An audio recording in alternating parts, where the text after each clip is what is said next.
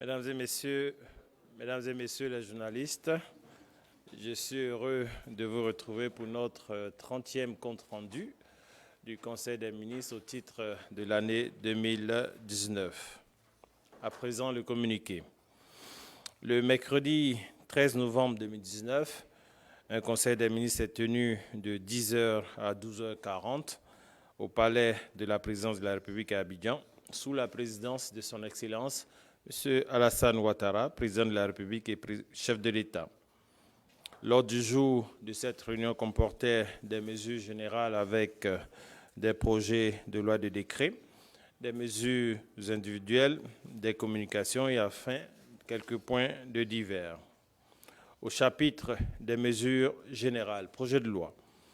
Au titre du ministère de la Justice et des Droits de l'Homme, le Conseil a adopté un projet de loi modifiant la loi du 26 décembre 1963 portant fixation des peines applicables à certaines infractions commises en matière de police de la circulation. Ce projet de loi modificatif vise à étendre les pouvoirs du juge relativement à la mise en œuvre des mesures d'annulation du permis de conduire des conducteurs qui, par leur légèreté ou leur insouciance, causent des morts et des blessés graves parmi les usagers de la route. Il permet en effet au juge de prononcer, en raison de son appréciation souveraine des circonstances de l'accident, l'annulation du permis de conduire du conducteur condamné pour homicide ou blessure involontaire commis à l'occasion de la conduite des véhicules. Au titre du ministère de la Santé et de l'Hygiène publique, le Conseil a adopté un projet de loi portant organisation et fonctionnement de l'Ordre national des médecins de Côte d'Ivoire. Ce projet de loi réorganise au mieux l'Ordre national des médecins de Côte d'Ivoire tout en intégrant les exigences communautaires de l'UEMOA relatives à la libre circulation et au droit d'établissement des médecins au sein de cet espace communautaire.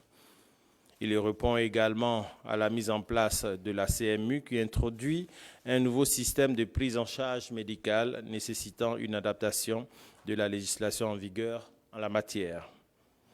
Ainsi, ce projet de loi organise, conformément au découpage des districts sanitaires existants, des conseils régionaux de l'ordre des médecins en lieu et place des conseils départementaux qui se sont avérés peu fonctionnels. En outre, il offre, à condition de réciprocité, la possibilité aux médecins de la région ouest africaine issus des pays de l'UEMOA et de la CEDEAO de circuler librement et de s'établir dans notre pays après obtention de leur inscription au tableau de l'ordre. Projet de décret. Au titre du ministère des Affaires étrangères, en liaison avec les ministères concernés, le Conseil a adopté un décret portant ratification de l'accord de promotion et de protection réciproque des investissements entre le gouvernement de la République de Côte d'Ivoire et le gouvernement de l'État du Qatar, signé le 17 septembre 2018. Cet accord vise à renforcer la coopération économique et financière entre la Côte d'Ivoire et l'État du Qatar sur la base du principe d'égalité et de gain mutuel. La ratification de cet accord permettra d'attirer davantage d'investissements qataris vers notre pays et de faire bénéficier aux opérateurs économiques ivoiriens des possibilités économiques du Qatar, des potentialités économiques du Qatar. Au titre du ministère de l'Administration du Territoire et de la Décentralisation, en liaison avec les ministères concernés, le Conseil a adopté un décret portant modalité d'application de la loi du 26 juin 2019 instituant une carte nationale d'identité biométrique. Ce décret détermine les conditions d'obtention et les spécifications techniques de la nouvelle carte nationale d'identité ivoirienne ainsi que les actes de la vie civile pour lesquels elle est exigée. Il précise que la carte nationale d'identité biométrique est délivrée pour une durée de 10 ans par l'organisme en charge de l'identification, en l'occurrence l'ONESI, aux citoyens ivoiriens âgés de 16 ans et plus. Toutefois, les Ivoiriens âgés de 5 ans au moins peuvent également bénéficier d'une carte nationale d'identité à condition de produire, en plus des pièces ordinaires, une autorisation écrite du parent ou du tuteur légal et un justificatif de domicile de ceux-ci.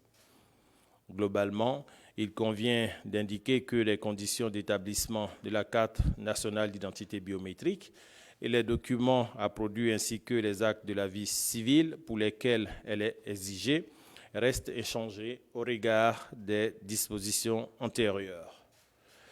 Au titre du ministère du Pétrole, de l'Énergie et des énergies renouvelables, en liaison avec les ministères concernés, le Conseil a adopté un décret portant approbation de l'avenant numéro 5 à la Convention de concession pour le développement d'une centrale électrique au gaz naturel à Azito.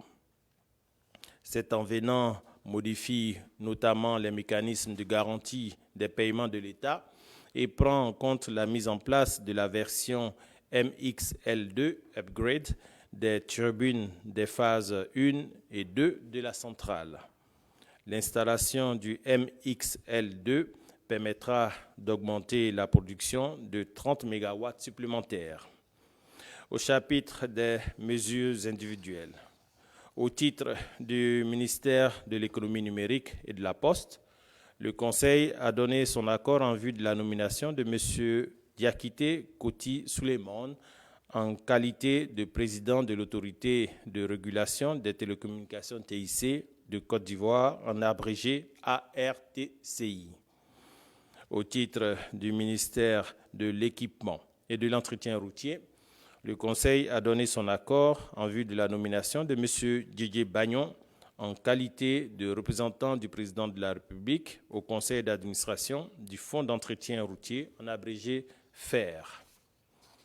Au titre du ministère de la Communication et des Médias, le Conseil a donné son accord en vue du renouvellement partiel des membres du Conseil de la Commission d'accès à l'information d'intérêt public et aux documents publics, en abrégé KIDP.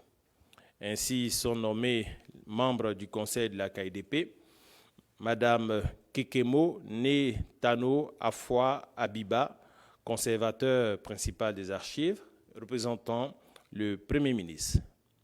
Honorable Kone Zana Moussa, député, représentant le président de l'Assemblée nationale. Monsieur Cédric Tidiane Diarra, conseiller technique chargé des relations publiques au cabinet du ministre d'État, ministre de la Défense, représentant le ministre d'État, ministre de la Défense. Maître Bagui Landry Athanase, avocat, représentant le barreau. Monsieur Drissa Soulama, coordonnateur national du Forum de la société civile de l'Afrique de l'Ouest, section Côte d'Ivoire, FOSCA aussi, représentant les organisations de défense des droits de l'homme. Monsieur Karamoko Bamba, journaliste professionnel, président de l'Union des radios de proximité de Côte d'Ivoire, URPCI, représentant les organisations professionnelles des médias. Au chapitre des communications, au titre du ministère des Affaires étrangères, en liaison avec les ministères concernés, le Conseil a adopté une communication relative à la participation de la Côte d'Ivoire au 5e Rassemblement mondial du mouvement pour le renforcement de la nutrition, en abrégé SUN, qui s'est tenu du 3 au 5 novembre 2019 à Katmandou, au Népal. Une délégation conduite par le vice-président de la République a pris part à cette importante rencontre articulée autour des orientations stratégiques de la 3e phase du mouvement SUN prévue sur la période 2021-2025. Le vice-président de la République, invité d'honneur de la rencontre, en reconnaissance des progrès réalisés par la Côte d'Ivoire, a rappelé à l'occasion des travaux l'engagement politique et les efforts budgétaires du gouvernement déployés pour soutenir durablement l'alimentation et le développement de la petite enfance. Le vice-président de la République a réaffirmé en outre les engagements de l'État ivoirien pris à New York pour le sommet prochain de Tokyo en 2020 et a pris de nouveaux engagements pour la 3e phase du mouvement. À cet effet, Notre pays s'est engagé notamment à renforcer la focalisation du mouvement SON sur la période des 1000 premiers jours de vie en Côte d'Ivoire et dans la sous-région avec un focus sur l'allaitement. Dans cette dynamique, le vice-président de la République a accordé en marge des travaux plusieurs audiences à l'issue desquelles il a pu obtenir l'assurance des partenaires techniques et financiers importants dont la JICA et l'USAID de poursuivre leur coopération avec notre pays et d'accompagner le gouvernement. Au titre du ministère de l'Enseignement supérieur et de la Recherche scientifique, en liaison avec les ministères concernés, le Conseil a adopté une communication relative à la création de l'École supérieure du pétrole et de l'énergie, en abrégé ESPE, au sein de l'Institut national polytechnique Houphouët-Boigny de Yamoussoukro, en partenariat avec l'Institut français du pétrole, en abrégé IFP School. L'ESPE est une école à vocation sous-régionale qui permettra de former, en partenariat avec l'IFP School, des techniciens du secteur pétrolier. La formation d'une durée de 14 mois sera sanctionnée par 2 masters, l'un dédié à l'exploration-production des hydrocarbures et l'autre à la transformation et à la distribution des produits pétroliers.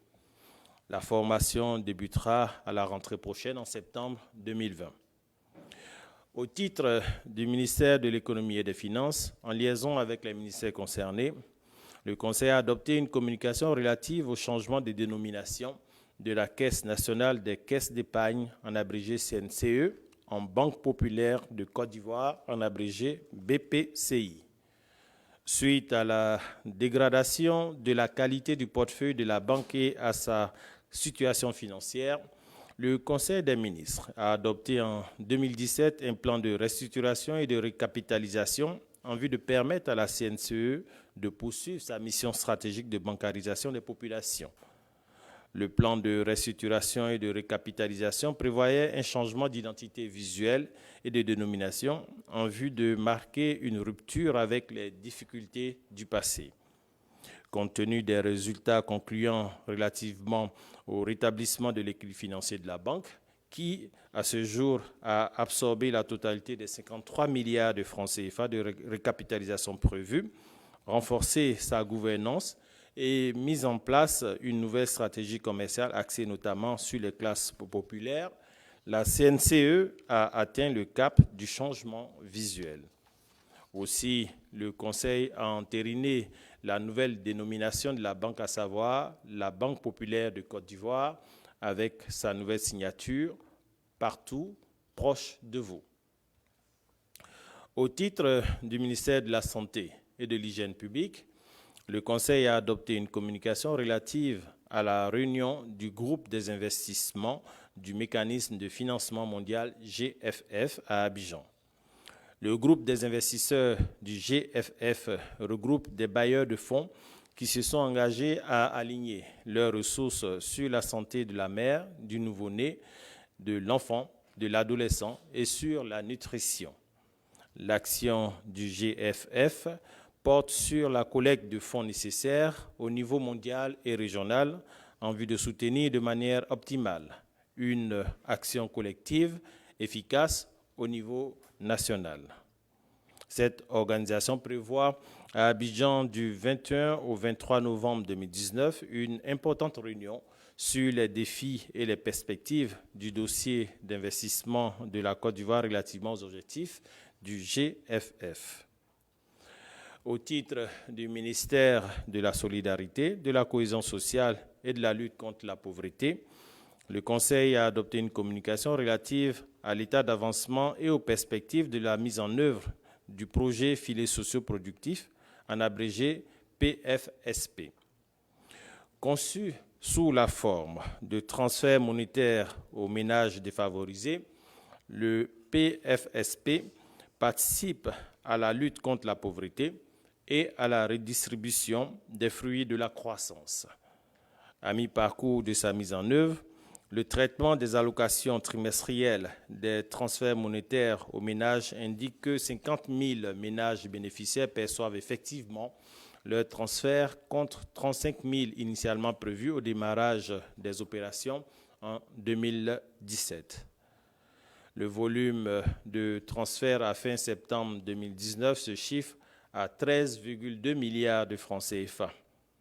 Les retours d'expérience font état de bonnes pratiques productives et d'inclusion sociale développées par les ménages concernés. Aussi, en raison des résultats tangibles obtenus, le PFSP a enregistré un financement additionnel de la Banque mondiale d'un montant de 58,45 milliards de francs CFA pour poursuivre la phase d'extension du projet en l'étendant notamment en milieu urbain. Aussi, pour le milieu urbain, tout comme pour le milieu rural, le financement conjoint de l'État et de la Banque africaine de développement permettra, dans le cadre du PS-Gouv, de consolider l'extension de la couverture et d'atteindre en 2020 une cible de 150 000 ménages. Tout le territoire national sera ainsi couvert par l'identification, dès le premier trimestre de l'année 2020, de ménages défavorisés dans les anciennes et les nouvelles régions. Enfin, mesdames et messieurs, le point des divers. Et vous me permettrez, une fois n'est pas de coutume, j'aimerais ici appeler l'ensemble de notre corporation de journalistes à un respect scrupuleux de la déontologie en matière de traitement de l'information, puisque nous constatons quelques dérapages de part et d'autre qui, si on y prend garde, peut menacer la cohésion sociale dans le strict respect de votre liberté d'expression et de tonalité. Donc, c'est une petite annonce personnelle que j'avais voulu faire à l'attention de toute notre corporation de journalistes dans le traitement responsable des différentes informations. Deuxième point que j'aimerais aborder dans les divers, mesdames et messieurs, le chef de l'État participera à la conférence du G20 Compact with Africa le mardi 19 novembre 2019 à Berlin. Ainsi se termine le compte-rendu de ce Conseil des ministres. Je reste disponible pour vos questions, d'abord sur le Conseil, sur le compte-rendu du Conseil, et puis après, des questions diverses sur l'actualité nationale. Merci beaucoup.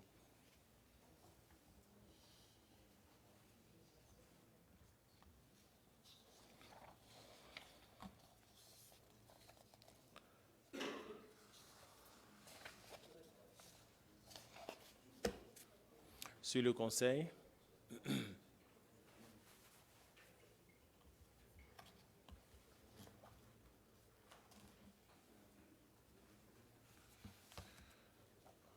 Bon, en entendant qu'il y ait des volontaires, à la demande générale, j'aimerais insister sur une communication qui me semble importante, qui a été passée à l'analyse du Conseil. Il s'agit en l'occurrence de l'état d'avancement et les perspectives de mise en œuvre des projets, du projet filet socio-productif.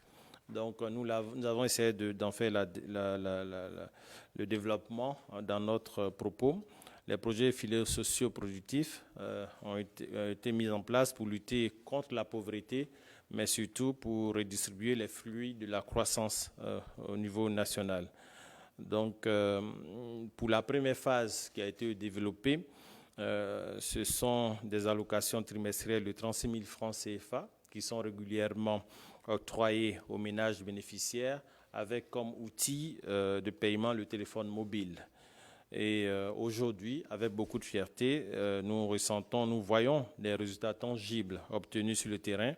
À l'initial, au lancement du projet en 2017, c'était 35 000 ménages qui étaient visés.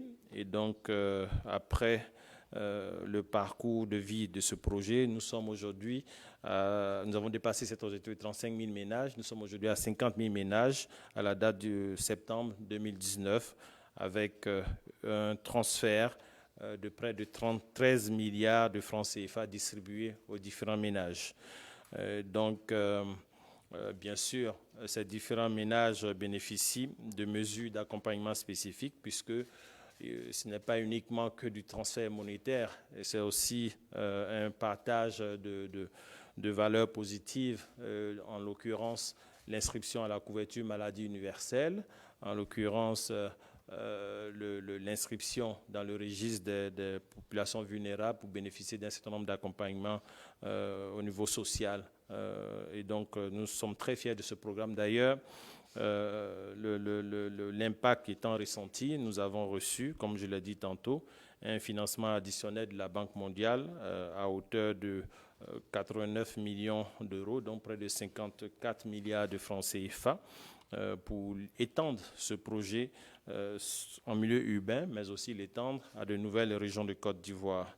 Vous vous souviendrez que au cours du premier ciblage, les premières régions qui avaient été ciblées, vous aviez, pour la première phase en tout cas, on avait le Bafing, le Folon, le Béré, le Bélier, le Boukani, le Tchirego, le Ambol, la Bagoué, le Gbeke, l'Ifou, le Haut-Sassandra, le Horodougou, la Maraoué, le Poro, le Tankwi et le Kabadougou. Donc, à la faveur de cette deuxième phase, il y aura de nouvelles régions supplémentaires qui vont se rajouter, en l'occurrence le Lodjibois, le Moronou, l'Indiéné Duablin, le Nzi et les Grands Ponts, tout cela sur financement Banque mondiale.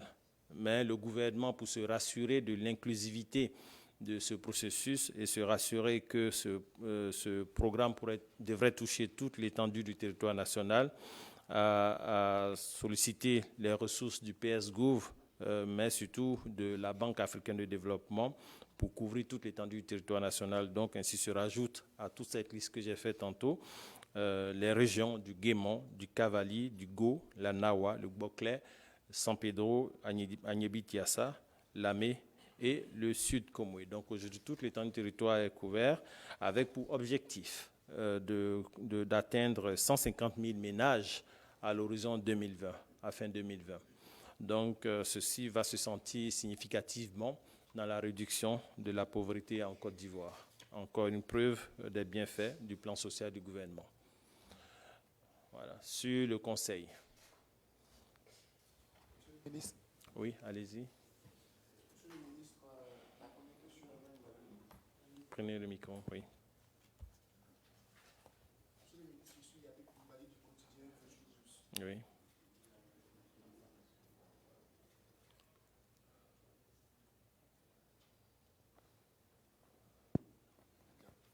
Je disais, je suis Yapi Koulibaly du quotidien Le Jour Plus. Le gouvernement va annuler les permis de conduire pour des chauffeurs en cas d'accident de la circulation parce que le gouvernement estime que certains conducteurs font preuve de légèreté et d'insouciance. Mais pourquoi ne pas adjoindre à cette mesure un niveau minimum d'instruction pour l'obtention du permis de conduire? Parce que l'école rend moins insoucieux. Déjà, ce n'est pas une disposition nouvelle. C'est une disposition de loi qui date déjà depuis 1963, l'annulation du permis. Ce n'est pas une disposition nouvelle. Et il y a eu, après les différentes lois du 26 décembre 1963 portant relatives aux peines applicables en matière de contravention, ainsi que la loi fixant les peines applicables, de la même date aussi, toutes ces différentes lois réitéraient la suspension du permis ou le retrait définitif du permis. Mais il se trouve malheureusement que dans le corps de ces différentes dispositions de loi, il y avait un article, l'article 8, dont l'application s'avérait un peu difficile pour le législateur, pour le juge, quand il s'agissait de prendre la décision, prononcer la décision de retrait du permis. Et donc, le projet de loi en question ici vient faciliter la tâche au juge pour lui permettre de prendre cette décision de façon claire, au vu de son appréciation de la situation dans laquelle l'accident a eu lieu, dans la situation dans laquelle il y a eu mort d'homme, etc. Voilà, c'est véritablement un réajustement du dispositif de loi qui existait par ailleurs. Monsieur le ministre, bonjour. Je suis Jean-Gérard Mélin de Radio Espoir. au niveau du projet de loi sur le ministère de la Santé et de l'Hygiène publique, au niveau de la réorganisation de l'ordre des médecins. Donc maintenant, avec cette nouvelle loi, les médecins, au niveau de l'espace CEDEAO peuvent s'installer partout. Le constat qu'on fait souvent concernant les Ivoiriens, ils ont souvent, je dis souvent, je veux mesurer mes propos, des difficultés pour s'installer dans certains autres pays de la CEDEAO. Est-ce que le gouvernement s'assure que la réciprocité va se faire? Je peux vous assurer que la préoccupation permanente du gouvernement, c'est de se rassurer que l'intérêt ou les intérêts des Ivoiriens sont préservés, que ce soit en Côte d'Ivoire ou à l'extérieur de la Côte d'Ivoire. Et donc, bien évidemment, la réciprocité sera mise en vigueur. Certes, nous sommes pour l'application de la directive de l'UEMOA qui recommande la libre circulation et l'installation. C'est ce qui transparaîtra dans notre loi, à la lumière, bien sûr, de la réciprocité. Voilà. Donc, si un pays n'autorise pas aux médecins ivoiriens de s'installer dans son pays, bien évidemment, la réciprocité sera appliquée en Côte d'Ivoire par rapport aux ressortissants de ce pays. Bonjour, monsieur le ministre. Oui, bonjour. Je suis Baudelaire Mieux, de Jeune Afrique. Je voulais revenir sur les filets sociaux. Oui. Vous avez dit qu'au départ, on était sur une cible de 35 000 Oui. ménages et que maintenant on est à 50 000 et l'objectif c'est d'atteindre, vous avez dit 50 ou 60 000 Nous sommes à 50 000. Oui, c'est ça, j'ai dit 50 000. Voilà, 50 000 en fin septembre 2019. Septembre, voilà, 50 000. Voilà. Et que l'objectif était d'atteindre 125 000 dans la ménages. seconde phase. Voilà. Maintenant, moi, ma question, c'est de savoir quels sont les critères et comment on identifie ces ménages, disons, vulnérables. Et si on doit, disons, faire un ratio sur la population de pauvres en Côte d'Ivoire, à quel pourcentage on pourrait estimer cela? Et ma seconde préoccupation concerne, j'ai raté un peu, mais je pose la question quand même, concerne le principe de réciprocité avec le Qatar. Je voudrais savoir comment cela va fonctionner de façon concrète et de façon pratique, puisque les Qataris ont fait plusieurs annonces et jusqu'au jour de jeudi, il n'y a pas encore eu quelque chose de concret. Donc, je voudrais savoir comment ça va fonctionner.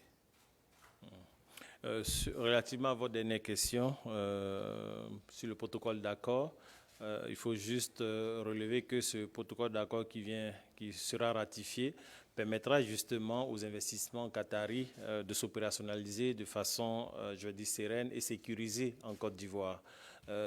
C'est vraiment la procédure en matière d'investissement pour que les différents nationaux des autres pays soient rassurés par rapport aux investissements qu'ils font et qui ne sont pas souvent des petits investissements dans les pays tiers.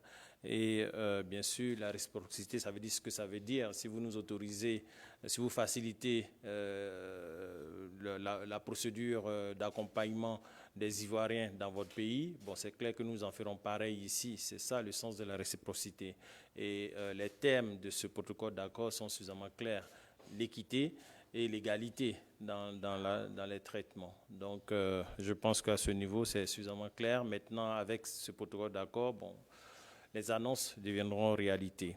Relativement à votre question sur les projets filets socioproductifs, les critères essentiellement portent sur la pauvreté ou la vulnérabilité des différents ménages. Et nous avons, en 2011, le taux de pauvreté était ici d'environ 51%. Il y a eu une enquête en 2015 qui situait le taux de pauvreté aux alentours de 46%. Il y a même une enquête nouvelle qui, d'ici, j'espère, la fin de l'année, nous permettra de comprendre mieux que le taux de 46% a été largement dépassé à la baisse. Nous attendons la consolidation des chiffres et qui seront certainement annoncés en son temps. Donc, sur ce travail, le travail à à adresser la pauvreté, il y a des résultats concrets dans l'action permanente et quotidienne du gouvernement sur le sujet. D'ailleurs, le projet Filets sociaux vient consolider ou conforter les résultats de cet engagement fort du gouvernement à adresser la pauvreté. Quels sont les critères choisis pour adresser la pauvreté ou bien présélectionner les différents bénéficiaires? Comme je l'ai dit, c'est juste un calcul, un élément de rapprochement sur la deuxième phase. Vous noterez que d'après les éléments que nous avons à notre disposition ici, le taux de base, la base du taux de pauvreté identifié, c'est que ce doit être supérieur au taux de pauvreté national. Les régions sont choisies selon le taux de pauvreté. Il y a un ratio national qui est calculé et on identifie les régions dont le taux de pauvreté calculé se retrouve en dessous du taux de pauvreté national. Et c'est ce qui permet de choisir, présélectionner, c'est ce qui a permis de présélectionner les régions de la deuxième phase. Mais je le dis aussi, pour être beaucoup plus large, pour se rassurer de l'inclusivité de l'opération, le gouvernement a décidé d'aller au-delà, de couvrir carrément toutes les régions de Côte d'Ivoire, bien sûr en appliquant les critères d'identification ou de calcul du taux de pauvreté pour se rassurer que les nécessiteux soient ceux-là qui reçoivent les transferts monétaires. Et nous sommes accompagnés en cela aussi bien par les spécialistes de la Banque mondiale que de la Banque africaine de développement pour déterminer les critères inclusifs de ce taux de pauvreté. D'autres questions sur le Conseil? Non? Les divers, maintenant, si vous permettez.